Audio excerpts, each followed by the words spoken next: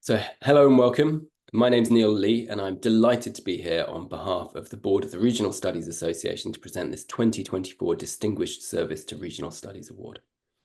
This is an award which recognises those who've made an impactful contribution to the field, either through long-lasting service or a brief but impactful intervention.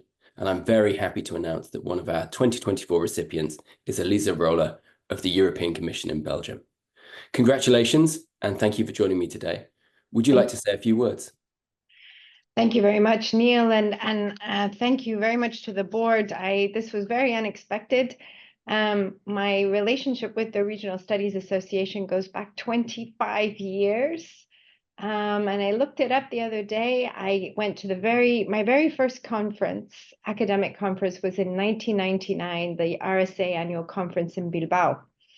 And I remember that at the time, Sally Hardy, who just retired as CEO, I was a very poor PhD student, and she waived the conference fee so that I could go and give my very first conference paper. So that was my first time when I had exposure to the RSA. And in those 25 years, the RSA has grown to be an amazing association. It always was, but even more. And I wanted just to highlight two or three things that I think make the RSA a wonderful academic association.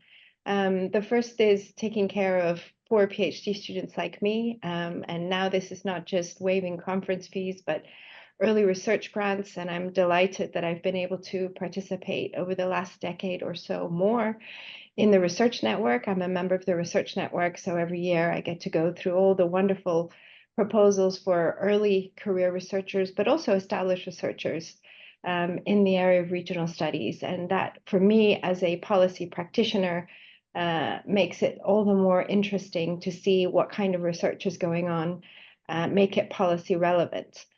The second thing I really appreciate very much in the RSA is its globalness. It's no longer just a UK research association, no longer a European research association, but really working in all continents. And I see that more and more coming through the applications that you see through the research network and the conference papers that are given, the publications in the different journals.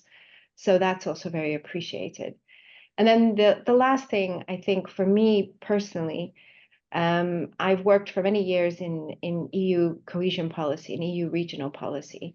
And it's often a policy which doesn't attract the same interest in the academic area as, for example, digital or competition policy or other areas.